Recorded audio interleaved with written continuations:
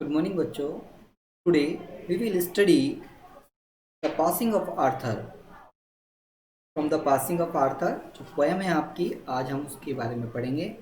चलिए आज हम जो टेक्स्ट है उसका वो पढ़ते हैं, क्योंकि मैं आपको इसके बारे में बता चुका था कि पोएम में क्या है। तो जो हमारे राजा आर्थर है, तो राजा आर्थर जो हैं उन ऐसी परंपराओं के विषय में वो हमें बता रहे थे कि जो बहुत ही ज़्यादा दैन्य थी, जिन प्रथाओं का उन्हें चाहते थे कि जो प्रथाएं हैं वो सारी बंद हो जाएं, उनके स्थान पर नई नई जो प्रथाएं हैं वो चलाई जाएं, क्योंकि वो जो अन्याय है उन लोगों के साथ हो रहा था वो उसको चाहते थे कि वो उनके साथ ना हो। जो पहली प्रथाएं थी वो सारी की सारी बंद हो जाएं। तो इस वजह से तो हमारे अल्फ्रेड लॉर्ड टेनिसन है वो इस प्रकार यहाँ पर बात कर रहे हैं। चलिए अब हम आगे देखते हैं कि वो क्या कहते हैं, किस तरह से वो आर्थर जो हमारे आर्थर हैं, जो राजा हैं हमारे, तो उसकी वो बात कर रहे हैं। वो बता रहे हैं किस तरह से जो बेडीवर से वो बात कर रहे हैं और कह रहे हैं। चलिए देखते हैं। चलिए पहले हम लोग पढ़ लेते हैं, इसको पढ़ के आपको बताते हैं कि इसमें टेक्स्ट के विषय में क्या आप लोगों को बताया गया है।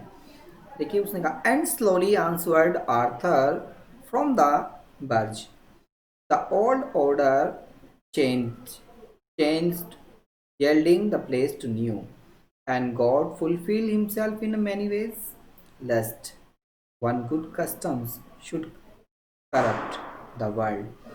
Comfort thyself, what comfort is in me? I have lived my life, and that which I have done may he within himself make pure, but thou. So if you dost never see my face again, pray for my soul. More things are wrought by prayer than this world dream of. Wherefore, let thy voice rise like a fountain for me the night and day. For what are men better than sheep or goat that nourish a blind life with the brain? If the knowing the God, they lift not hands of prayer, both for themselves and those who call them friend. For so the whole round earth is very every way the bound by gold chain about the feet of God. But now farewell. चलिए देखिए क्या कहते हैं। तो इसमें आगे बताया है कि एंड स्लोली मतलब वो धीरे धीरे, आंसर का मतलब तो उत्तर देना, द आर्थर का मतलब जो हमारे राजा आर्थर हैं, फ्रॉम का मतलब से द बर्ज। बर्ज का मीनिंग हमारा उससे है कि एक जो नोवा होती है, जो लाइट बोट होती है, एक हल्की नाव होती है जिसे हम लोग बोलते हैं। तो उसने इस बात को कह रहे हैं कि जो एक हल्की नाव है, तो उसमें वो बैठे हुए आर्थर जो हैं हमारे, वो बड़े प्यार से उन्हें धीरे धीरे वो उन्हें उत्तर दे रहे हैं। किसको? जो सर बेडीवर है, तो एक बेडीवर है, तो वो उनका एक एक कैसे समझिए कि उनका सबसे ज़्यादा चहिता वो एक उसका सैनिक सैनिक है वो, या उनके साथी हैं, इस तरह से आप लोग उसको बोल सकते हैं। तो वो उसको सर बेडीवर को उस तरह वो क्या कह रहे हैं, वो उसको आंसर दे रहे हैं, उत्तर दे रहे हैं, वो भी कैसे? धीरे धीरे। तो आर्थर फ्रॉम द बर्ज्यू, तो उस नौका से, उस नाव से बेडीवर को धीरे धीरे वो आंसर उसको दे रहे हैं, उस उत्तर को दे रहे हैं उनका, जो वो पूछ रहे हैं उनसे कह रहे हैं। तो उसके बाद वो उसका प्रश्न का उत्तर वो बड़े प्यार से धीरे धीरे कह दे रहे हैं। और क्या कह रहे हैं? The old order change. उसने कहा कि जो पुराने जो तरीके हैं, रीति रिवाज हैं, जो जिस तरह के भी वो कह रहे हैं, तो येल्डिंग द प्लेस न्यू, कि इनके स्थान पर नए आने चाहिए। तो कह रहे थे कि जो पुराने हैं, ओल्डर चेंज, वो पुरानों को चेंज किया जाना चाहिए और इनके स्थान पर इनको नया आना चाहिए, नया आना चाहिए। ज़रूरी है कि जो पुरानी चीज़ें हैं वो उनमें परिवर्तन लाना चाहिए, उनके स्थान पर नई चीज़ों को लाना चाहिए। जो हमारे जो आर्थर हैं वो उनको कह रहे हैं इस तरह से। वो बड़े प्यार से धीरे धीरे वो उस नौका से, नाव से बड़े प्यार से बेडीवर को धीरे से धीरे वो उसको कह रहे हैं, उसको उत्तर दे रहे हैं। तो उसने कहा, and we saw the god fulfil himself in many ways. देखिए वो कह रहे हैं कि भगवान जो फुलफिल का मतलब पूरी करता है उन इच्छाओं को, हिमसेल्फ मतलब अपनी। तो भगवान अपनी इच्छाओं को पूरा करता है इन मैनी वेज, अनेकों तरह से भगवान अपनी उन इच्छाओं को पूरा करता है। तो उसने कहा let's one good custom, last one good custom should curve the world. तो उसने कहा कहीं ऐसा ना हो कि जो एक अच्छे कस्टम हैं, जो अच्छे रीति रिवाज हैं, कहीं ऐसा ना हो कि पूरे समाज को वो करप्ट बना दे, भ्रष्ट कर दे। करप्ट का मतलब भ्रष्ट बना दे, वर्ल्ड का मतलब संसार को या उस समाज को वो क्या कर दे, वो भ्रष्ट बना दे। तो देखिए फिर दोबारा से कि and slowly answered Arthur from the barge. तो देखिए वो आर्थर जो है उस बर्ज से, नौका से बड़े धीरे धीरे से सर वेडीवर को आंसर दे रहे हैं, उत्तर दे रहे हैं। और जो पुरानी चीज़ें हैं उनमें परिवर्तन हो रहा है, उनके स्थान पर नई चीज़ें आ रही हैं। तो उन्होंने कहा और जो गॉड हैं, जो भगवान हैं, अपनी उन इच्छाओं को पूरा करते हैं, अपने आप की जो उन इच्छाओं को पूरा करता है वो भी अनेकों प्रकार से। तो भगवान अनेकों प्रकार से उन इच्छाओं को पूरा करते हैं जो वो चाहते हैं। लेट्स इतने कहा कि let's one good custom should corrupt the world. कहीं ऐसा ना हो कि अच्छे जो रीति रिवाज हैं कि वो ऐसा ना हो कि समाज में या इस दुनिया में वो करप्ट बना दे इनको।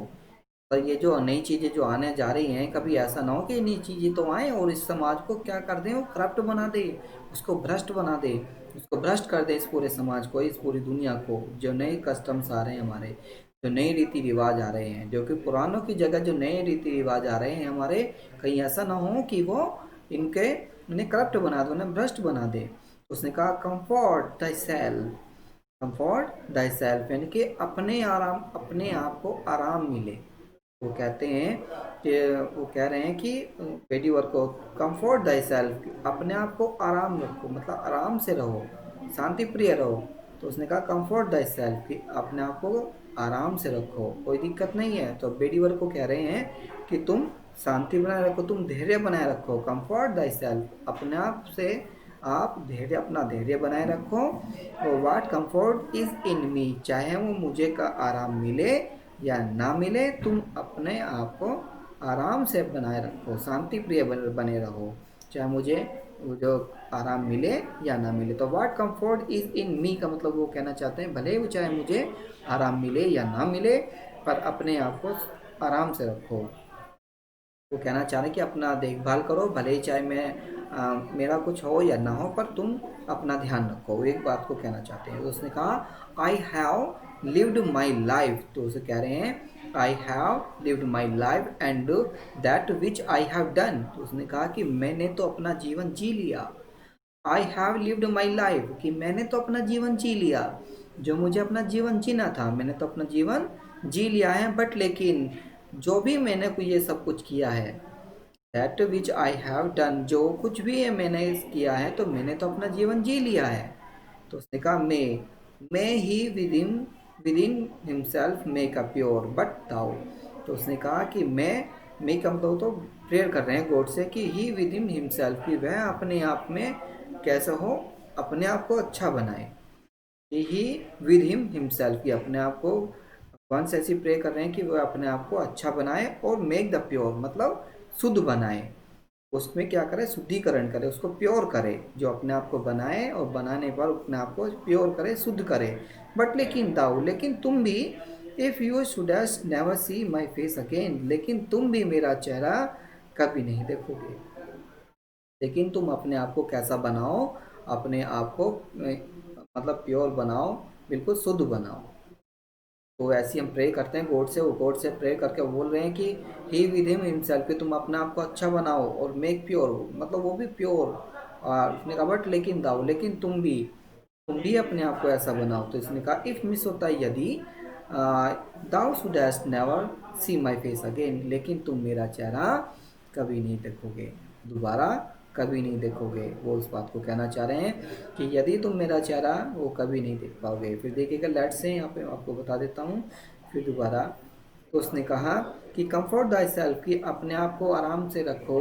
वाट कंफर्ट इज इन माई, कि भले ही चाहे मुझे आराम मिले या ना मिले, पर लेकिन अपने आप को तुम स्वस्थ रखो या आराम से रखो।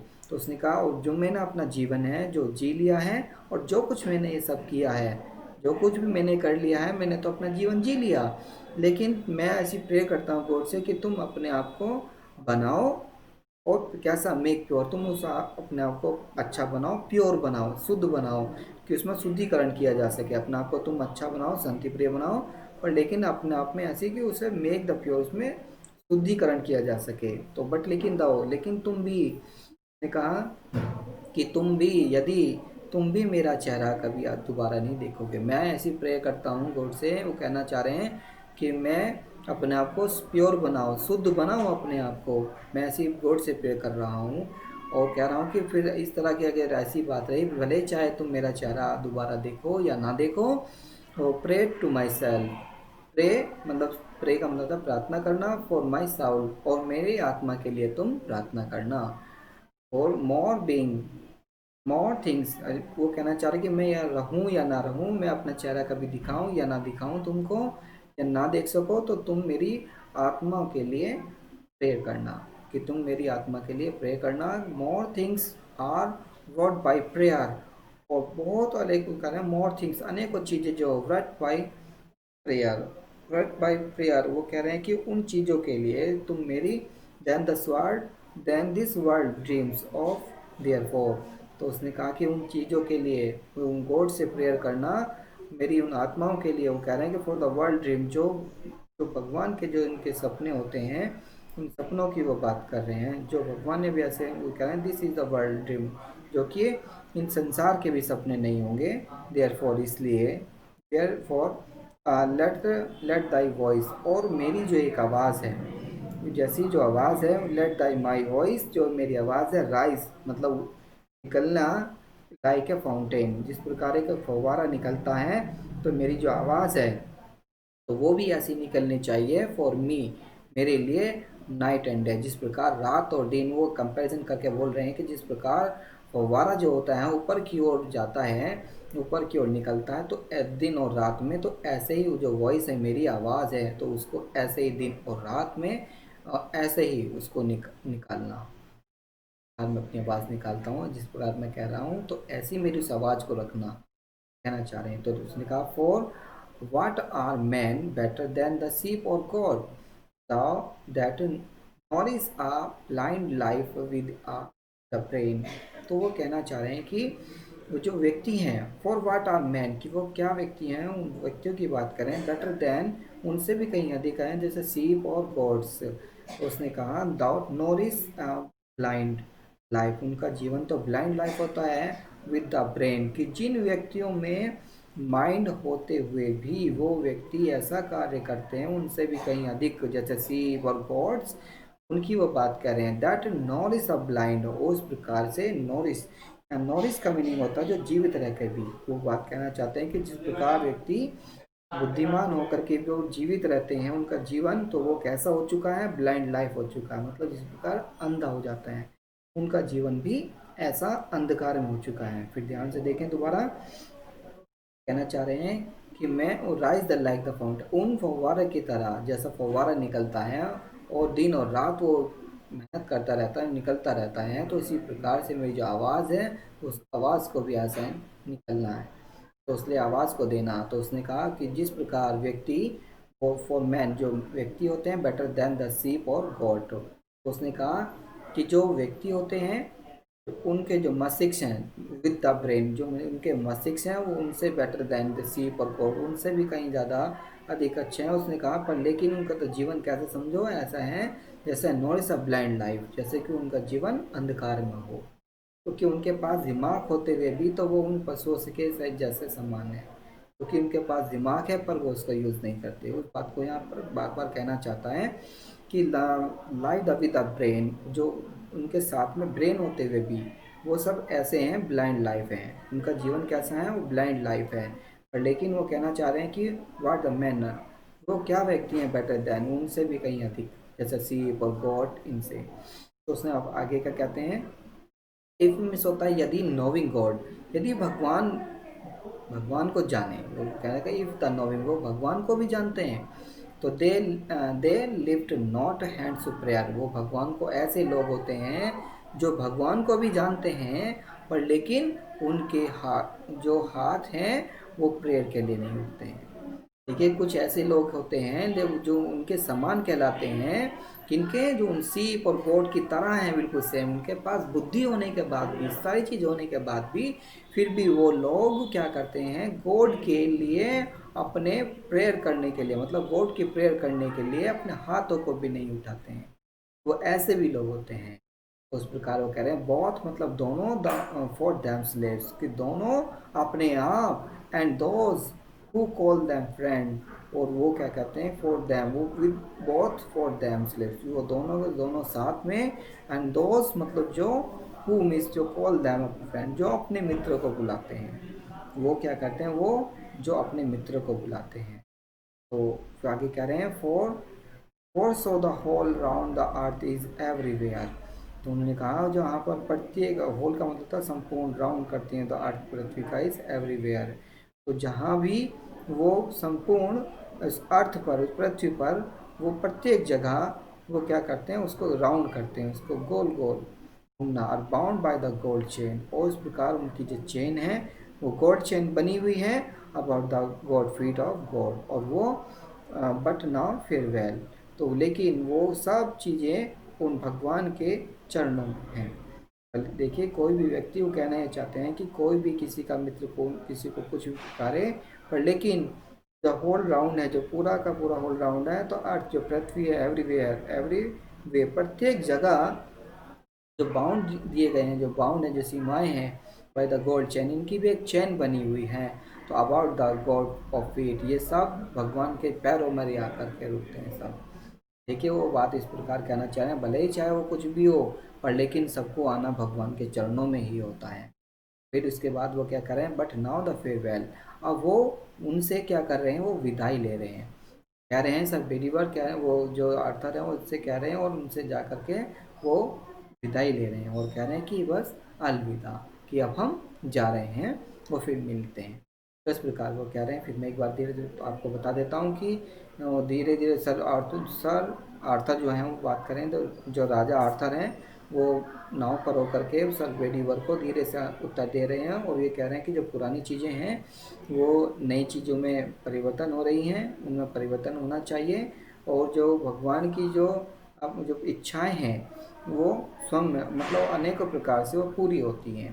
वो कहीं ऐसा ना हो कि जो पुराने रीति रिवाज हैं, कहीं ये जो पुराने रीति रिवाज से उनकी जगह जो नए कस्टम्स आए हैं हमारे, कहीं वो नए कस्टम वो ऐसा ना कर दें कि पूरे संसार को या पूरे समाज को वो करप्ट बना दें। तो इसलिए तो आराम से रहो, और चाहे मैं आराम से रहूं या ना रहूं, मैंने तो अपना जीवन जी लिया है, जो भी मैंने कुछ किया है तो, पर लेकिन मैंने तो अपना जीवन जिया है, और मैं भगवान से ऐसी प्रेयर करता हूँ कि भगवान भी अपने आप में उसको प्योर बनाए, शुद्ध बनाए, और तुम भी। तो उसने कहा और चाहे भले मेरा तुम चेहरा दोबारा कभी देखो या ना देखो, पर लेकिन मेरी मेरी आत्मा के लिए प्रेयर ज़रूर करना।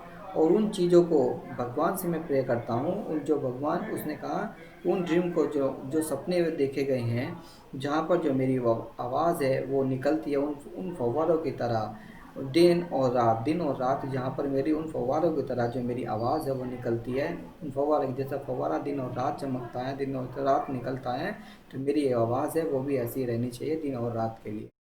फिर आगे कह रहे हैं कि भले ही, उसने ये भी कहा कि भले ही वो व्यक्ति ऐसे हों, ही वो व्यक्ति कैसे हों, उनमें मस्तिष्क है, पर लेकिन वो सब ऐसे समझो वो एक भेड़ की तरह, गोट की तरह है, वो गोट बकरी की तरह है, कोई नर्वस ब्लाइंड, वो ऐसे समझो उनका जीवन अंधकार में है, भले ही उनके अंदर दिमाग हो, पर लेकिन वो सब एक पशुओं के समान हैं।